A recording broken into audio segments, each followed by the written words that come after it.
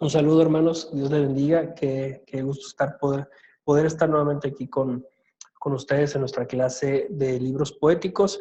Estoy contento de poder llegar ya a nuestra semana número 5. Sé que ha sido un trabajo arduo, pero ahí vamos, ¿verdad? Ahí vamos avanzando. El día de hoy, en esta clase, pues es una clase grabada, no hay alumnos. Va a ser un poquito más rápida, digamos, ¿no? La clase, porque no va a haber tanta intervención de estudiantes, que siempre es buena, siempre es necesaria. Sin embargo, por cuestiones un poquito de la programación, decidí que la clase simplemente va a ser grabada por mí y ya ustedes más adelante la podrán ver. Así que vamos a comenzar nuestra clase. El día de hoy vamos a ver el libro de Proverbios, pero siempre es bueno iniciar con una oración, así que les invito a orar en este día. Señor, te damos gracias, Padre, por permitirnos estar en esta clase, Señor, de libros poéticos. Gracias por lo que el día de hoy vamos a aprender, por las cosas que tú nos vas a mostrar a través de tu palabra, Señor. Te pedimos que nos ayudes en todo este proceso, que nuestros corazones estén preparados y listos para escucharte a ti, Señor. Bendice esta clase, Señor, y que podamos honrarte y glorificarte a través de ella, Señor. Gracias por mis hermanos, los estudiantes de esta clase. Te pido que sigas bendiciendo en gran manera sus vidas, que ellos puedan contemplar tu hermosura, tu misericordia, tu grandeza a través de sus vidas y sus ministerios, Señor. Te lo pido y te doy muchas gracias por todo lo que haces por nosotros, Señor. Oramos en el precioso nombre de Cristo Jesús. Amén. Muy bien, entonces voy a compartir el archivo que vamos a estar viendo en esta clase. Como les mencioné, vamos a tocar el libro de Proverbios. Más que se abra bien. Ahí está. Entonces vamos a entrar a nuestra lección número 5, que es el libro de los Proverbios. Y una cita que me gustó bastante, que me gustaría compartirles. Dice: el libro de los Proverbios representa lo mejor de la literatura sapiencial e incluye los testimonios más elocuentes y posiblemente antiguos de esa importante tradición teológica y educativa de la Biblia. Entonces, el libro de los Proverbios representa ese punto del conocimiento máximo del pueblo judío, y es dado ese conocimiento a través, y esa sabiduría, ¿verdad?, a través de la literatura poética, y es lo que nosotros tenemos aquí como el libro de los Proverbios. El libro de los Proverbios proviene de diversos contextos de la nación de Israel. Por ejemplo, hay unos contextos interesantes: la corte del monarca. Ahí en ese grupo, en ese lugar es donde venían algunos de los proverbios. La dinámica familiar, la enseñanza de los sabios y los ancianos del pueblo. Entonces tenemos este tipo de temas y este tipo de contextos en donde la nación de Israel de alguna forma utilizaba estos grupos, estos contextos para darnos ciertos ejemplos a través del libro de los Proverbios. Entonces tenemos la enseñanza de los sabios y los ancianos del pueblo como esos pilares en cuanto al libro de los Proverbios, de esa sabiduría que nos es dada a nosotros en los Proverbios, ¿no? ¿Qué es un proverbio? Quizá esa sería una muy buena pregunta que nos podríamos hacer. Y bueno, escogí un proverbio sencillo, un proverbio corto, pero que tiene mucha importancia y representa mucho lo que es un proverbio. Dice: el temor del Señor es la base de la sabiduría. Proverbios 9:10. Y un proverbio es una oración corta, es una oración realmente muy corta, que comunica una verdad moral en una forma concisa y aguda. Entonces, si lo podemos ver nuevamente, ¿no? El temor del Señor. ¿Qué es el temor del Señor? Es la base de la sabiduría.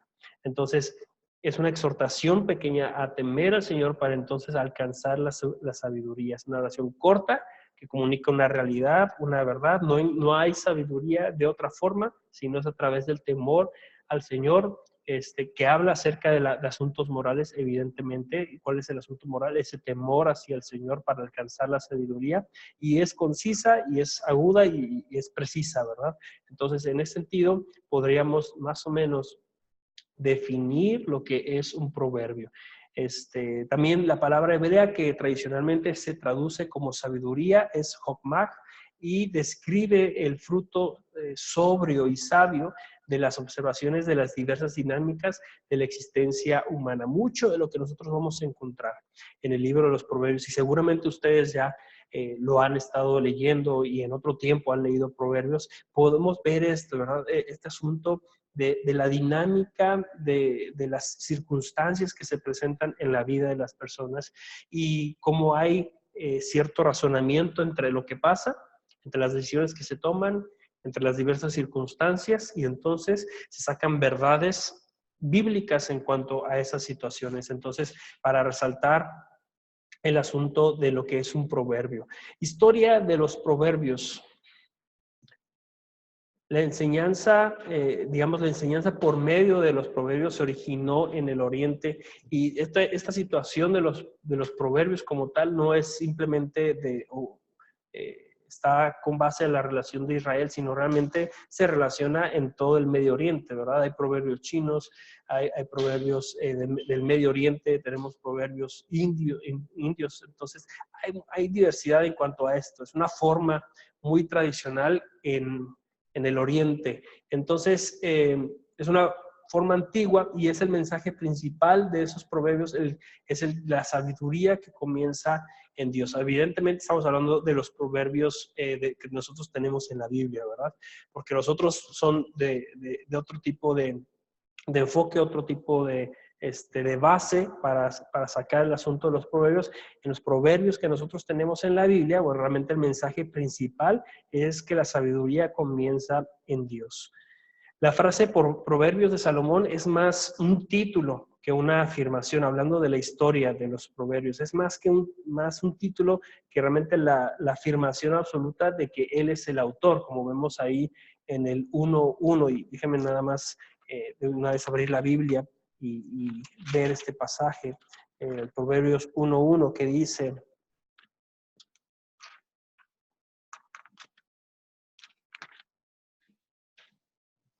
los proverbios de Salomón, hijo de David, rey de Israel. Y empieza entonces la lista de estos proverbios. La realidad es que esto es más que un título, que realmente la afirmación hace. Y ahorita vamos a entrar un poquito en detalle en cuanto a los autores, los diversos autores que hay en Proverbios. Pero me parece que en la clase pasada, cuando estábamos hablando acerca de los salmos, les mencioné que realmente en ese entonces no era tan importante saber quién era el autor. No había esa intención de citar todo, de saber, y uno mismo que escribía algo, no había como esa intención de que la gente supiera que fui yo quien escribió eso, ¿no? Sabemos que en nuestro presente la cuestión de la autoría llega hasta puntos legales, en donde si tú, incluso académicos, ¿verdad? Si tú citas o agarras una cita de alguien y no pones de quién lo escribió, quién lo dijo, te puedes meter en problemas, ¿no? En ese entonces no era así la situación. Entonces, por eso a veces es un poco complejo encontrar toda la información acerca de la autoría en diversos libros. Entonces, mucho de lo que nosotros sabemos es por la tradición que tenemos del propio pueblo judío a la iglesia cristiana y en nuestro presente. Sin embargo, está esa situación. Para ellos no era tan relevante el conocer quién había escrito qué cosa, ¿no? Pero en este caso específico, los proverbios de Salomón, esta frase que se utiliza es más un título que una afirmación absoluta de que él es el autor. Es un título simplemente que se da. Mientras que el rey Salomón, quien gobernó en Israel del 71 hasta el 931 a.C., se le otorgó gran sabiduría por Dios. Eso ya lo sabemos, lo hemos visto en 1 Reyes 4:29-34. Es el autor de la sección dinámica del capítulo 1 al 9 y los proverbios a partir del 10 hasta el 22. Es muy probable que él sea el único compilador de esas palabras de los sabios, ¿no? Entonces, perdón, seguimos entonces con la clase. Tuve ahí un pequeño inconveniente, pero ahí vamos. Entonces, como les mencionaba, hay una cierta división entre algunos autores. Ahorita vamos a entrar un poquito más en cuanto a eso, pero solamente para que quedara ahí. Género literario, aunque el libro de los proverbios pertenece al grupo de los libros poéticos, como sabemos, tiene diversas formas literarias a tomar en cuenta. Y también esto lo vimos un poco en los libros, en los Salmos. Sabemos que una cosa es el género literario general, que en este caso es poesía, y otra cosa específica tiene que ver con el tono, con la intención con la que se dice, y eso también nos genera un cierto género literario. Entonces, tenemos poemas, hay parábolas breves, tenemos preguntas directas y versos paralelos y otras figuras literarias que incluyen la antítesis, la comparación y la personificación, ¿no? Entonces, encontramos todo esto en el libro de Proverbios y eso le da una dinámica bastante interesante, ¿no? No se convierte en un libro un tanto monótono por seguir siempre una estructura de poesía y nos da este tipo de variedad a través de diferentes parábolas, diferentes preguntas, versos incluso, encontramos esta diversidad de géneros que son bastante interesantes y le dan esa dinámica que nosotros a veces necesitamos en un libro. Entonces, tomando eso en cuenta, hay palabras clave dentro del libro Los Proverbios y estas palabras tienen que ver obviamente con la versión Reina Valera. Se van a encontrar en diferentes versiones con otro tipo de palabra que se utiliza, sin embargo, va a agarrar el mismo contexto. Entonces, palabras importantes, por ejemplo, la sabiduría, definitivamente a lo largo del libro de Proverbios encontramos esta constante, el asunto de la sabiduría, el conocimiento, ¿verdad? No es lo mismo saber que conocer, sin embargo, se le da cierta relación entre estos. El temor, sobre todo el temor a Jehová, es un tema y una palabra muy importante, es una palabra clave que se va utilizando a lo largo del libro. Hijo mío, ¿verdad? Si nos vamos casi a los primeros 8 capítulos, esta frase se va a estar encontrando constantemente y mandamiento. Hay más, ¿verdad? Consejo, enseñanza, lengua, necio, hablando de asuntos de la insensatez, se pueden ver a lo largo del libro.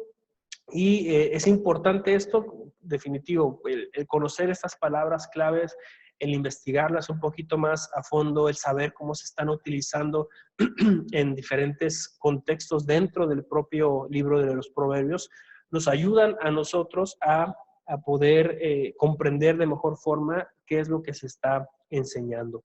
¿Quién es el autor? Y eso es lo que estábamos viendo un poquito atrás. Bueno, de acuerdo, esto lo dice Samuel Pagán, de acuerdo con el testimonio interno de la obra, el libro de los Proverbios se relaciona directamente con Salomón, ¿no? Es evidente esa relación, no podemos quitarla. A lo largo de este libro podemos ver esa relación que hay con Salomón, que era el personaje sabio por excelencia.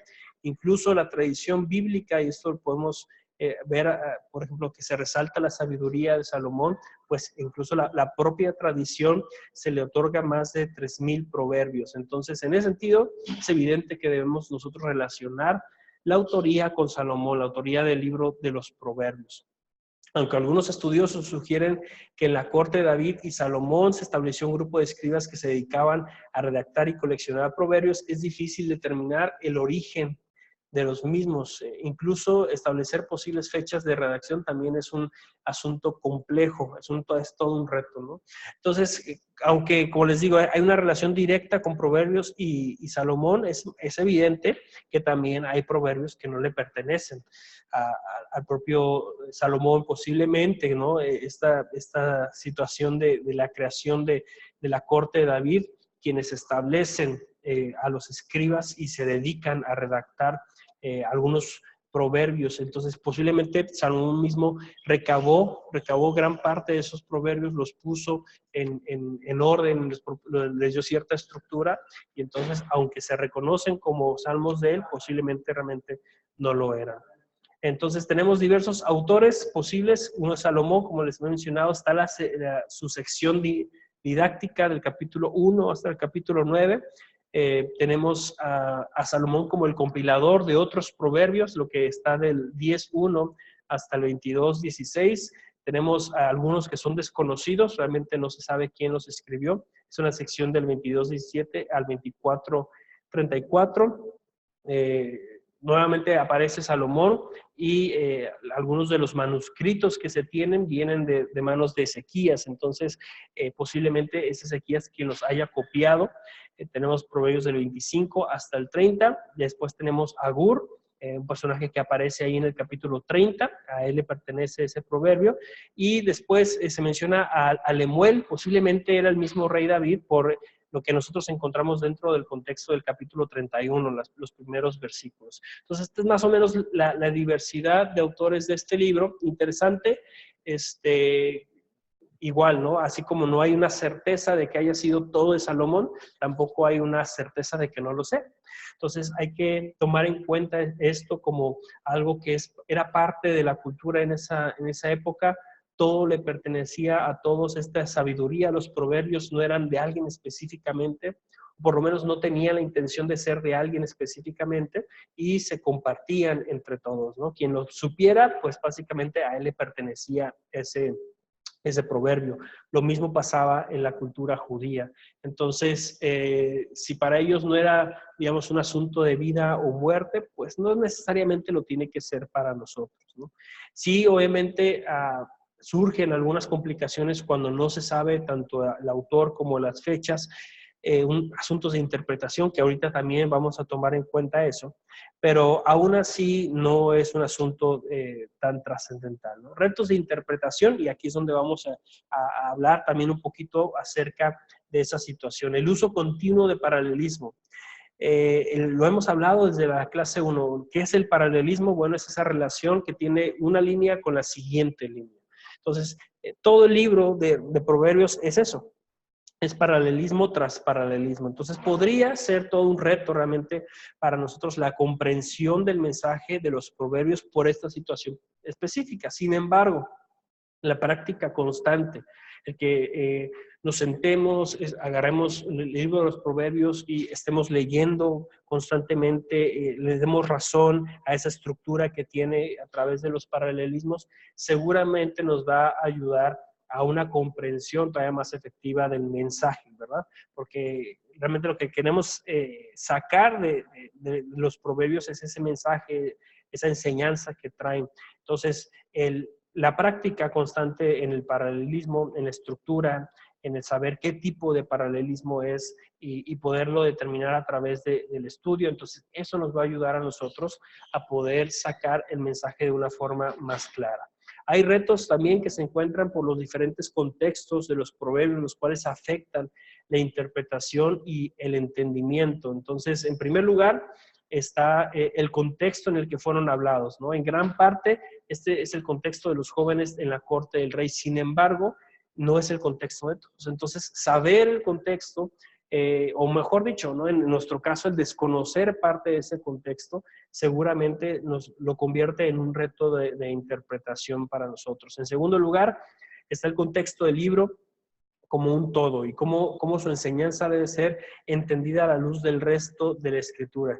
Como hemos hablado en otras clases, este asunto de la interpretación de la hermenéutica, todo va relacionado. A veces es difícil encontrar toda esa relación. Entonces, digamos, yendo de lo específico a lo general, pues nuestra interpretación en cuanto a un pasaje tiene que ir justificado por el asunto del contexto inmediato, ¿no? Que son versículos antes, versículos después el capítulo entero, después todo el libro, y después esa enseñanza debe ir comparada al resto de la Biblia. Entonces, en ese sentido, pues es un poco complejo, ¿no? El propio libro de Proverbios en sí, aunque sí hay capítulos que van relacionados uno tras otro, es evidente que a veces el cambio, ahí está, ¿no? El cambio de tema, un poco el cambio del mismo sentido, ¿no? Pero aún así, es un reto de interpretación, pero aún así debemos nosotros de tratar de sobrellevarlo, ¿no? En tercer lugar está el contexto histórico en el cual los principios y verdades usan ilustraciones de su propia época. Como les mencioné, no podemos poner una fecha específica de cuándo se escribieron los proverbios, porque como ya vimos, es posible que vengan de diferentes autores. A lo mejor todos fueron en la época de los reyes, pero aún así la época de los reyes es muy amplia.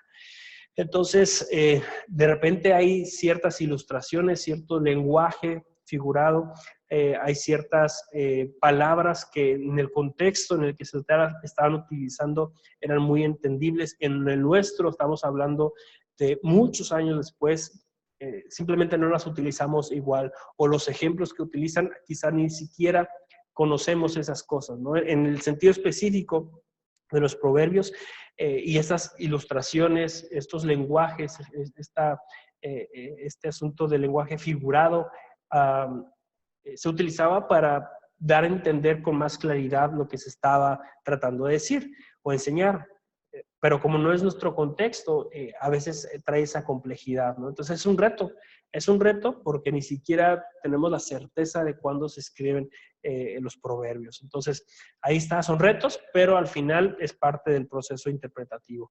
La relación del hombre con Dios. Este asunto es uno de los grandes temas que se van desarrollando. Hay más temas, pero por cuestiones, ¿verdad?, de tiempo no podemos hablar de todos esos temas. Sin embargo, este es de esos temas, pues, que son más importantes o que sobresalen la relación del hombre con Dios, en la cual se ve a lo largo del libro. No es como que abarca del capítulo 1 al 3 el asunto de la relación del hombre con Dios, sino es un tema que se ve a lo largo del libro. Entonces, por ejemplo, ¿no?, aquí tenemos diversos capítulos y diversos temas que tienen que ver esa relación del hombre con Dios. Ahí está el asunto de la confianza y vamos a ir, no a todos los que están aquí, pero sí a algunos de ellos para entender un poquito más, ¿no?, de lo que estamos mencionando. 22:19 dice: para que tu confianza sea en Jehová, te las he hecho saber hoy a ti también. ¿De qué está hablando? Bueno, del asunto de las palabras de los sabios, ¿no?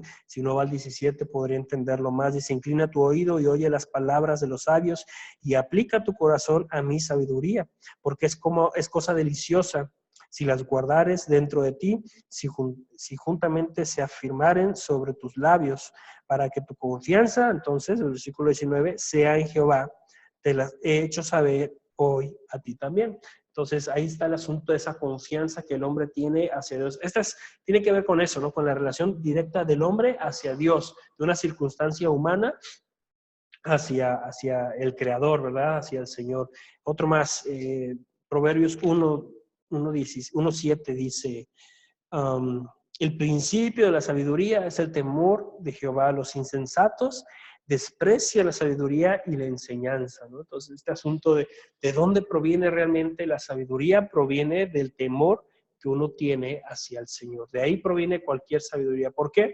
Porque el conocimiento uno lo puede adquirir a través de la lectura, a través del estudio constante. Ahí está el conocimiento.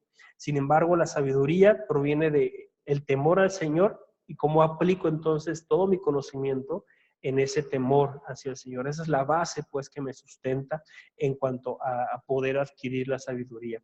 Otro más, 28:13, hablando acerca del pecado del hombre. Fíjense lo que menciona en esta parte. Dice: el que encubre sus pecados no prosperará, mas el que los confiese y se aparta alcanzará misericordia. Entonces, habla de esa relación. ¿Qué pasa con nuestros pecados delante del Señor? Bueno, si uno los encubre, no hay forma de que prospere, no hay forma de salir adelante. Sin embargo, la persona que confiesa sus pecados y se aparta de ellos, entonces alcanzará misericordia. Ahí está, ¿verdad? ¿Cuál es la relación del hombre? Bueno, sabemos que somos pecadores, sabemos que tratamos en muchas ocasiones de encubrir nuestro pecado. Sin embargo, este proverbio que es muy preciso, muy exacto en cuanto a qué es lo que debe hacer el hombre y qué es lo que va a hacer Dios con el pecador, ¿no? ¿Qué es lo que hace el hombre? Bueno, debería dejar de encubrir sus pecados y una vez que los deja de encubrir, confiesa y se aparta, entonces viene la misericordia de parte del Señor. Entonces, esa relación, ¿verdad?, de Dios, del hombre con sus pecados y cómo enfrenta esa circunstancia también el Señor hacia nosotros. Uno más, enfrentando el asunto de la recompensa, versículo 28 del capítulo 12, dice: en el camino de la justicia está la vida, y en sus caminos no hay muerte. Entonces, encontramos la recompensa. ¿Cuál es la recompensa de una vida en justicia? Está el asunto de la vida. simplemente, ¿verdad? Encontramos vida. Cuando una persona camina en justicia, lo que encuentra realmente es la vida, la propia vida. Entonces, un asunto interesante con este proverbio. Y luego el 10:22.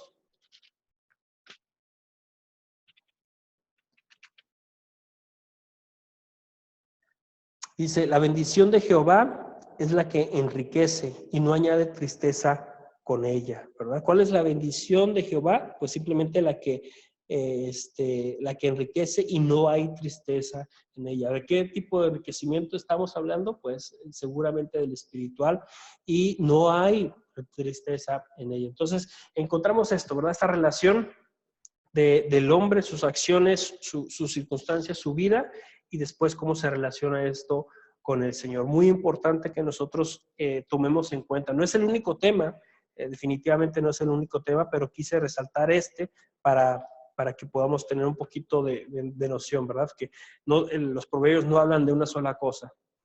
Son muchas cosas, pero tampoco hay una estructura tan marcada, sino que va poco a poco desarrollando en una parte algo, después en otra, quizá regresa al primer tema más adelante. Ahí está, esa es la forma en la que se va llevando los temas dentro del libro de Proverbios. Vamos a hablar ahora un poquito del bosquejo de Proverbios. El bosquejo realmente es bastante interesante.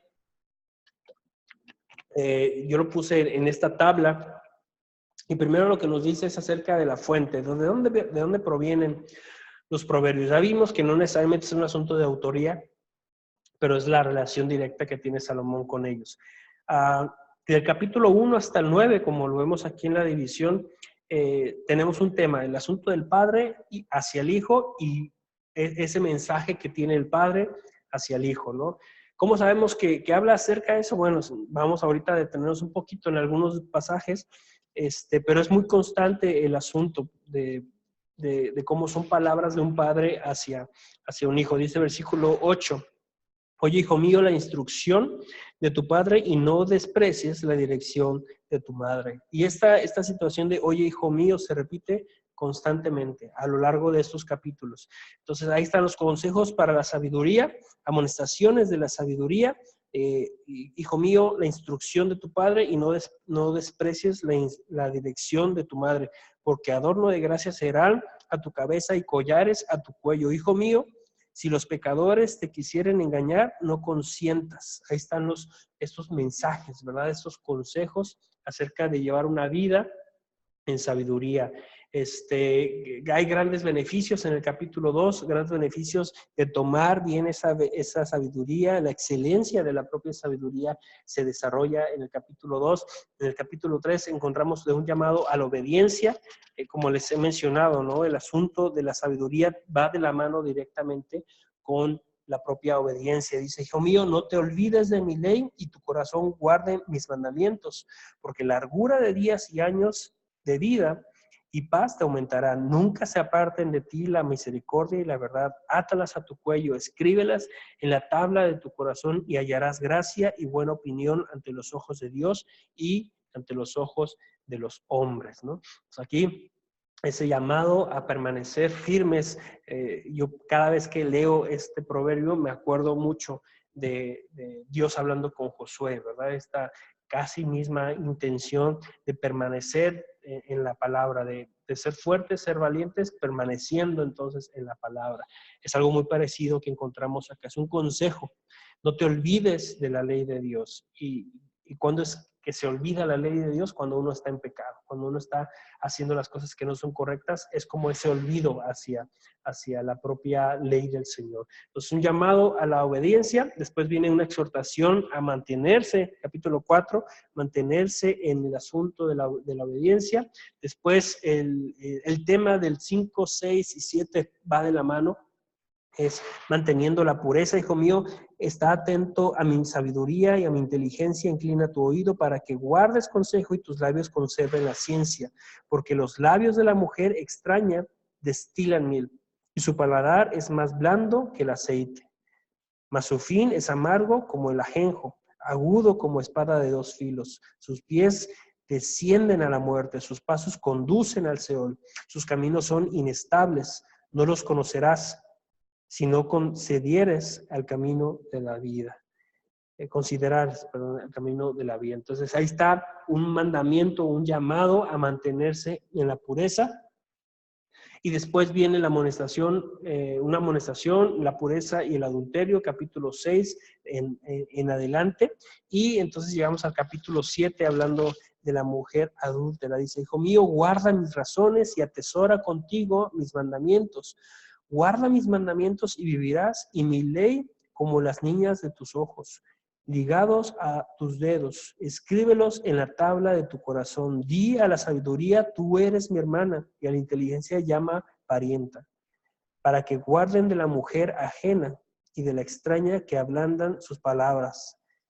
Y luego viene esta como descripción, ¿verdad? De cuando está en una situación que está a punto de cometer el pecado, ¿verdad? Dice el versículo 6, porque mirando yo por la ventana de mi casa, de mi celosía, vi entre los simples, consideré entre los jóvenes a un joven falto de entendimiento, el cual, y por eso el asunto, ¿verdad?, de la sabiduría, de cómo la exhortación en capítulos 5, 6 y 7, en los primeros versículos de cómo guarda mis razones y atesora contigo mis mandamientos, ¿no? Y lo hace lo mismo en el capítulo 6, hijo mío, si salieres fiador por tu amigo, capítulo 5, hijo mío, está atento a mi sabiduría.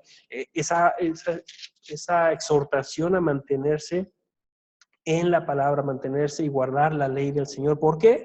Porque entonces, como dice el versículo 7 del capítulo 7, a un joven falto de entendimiento es a quien consideró. Entonces, el cual pasaba por la calle junto a la esquina e iba camino a la casa de ella, a la tarde del día, cuando ya oscurecía en la oscuridad y tinieblas de la noche, cuando he aquí una mujer le sale al encuentro, con atavío de ramera y astuta de corazón, alborotadora y rencillosa.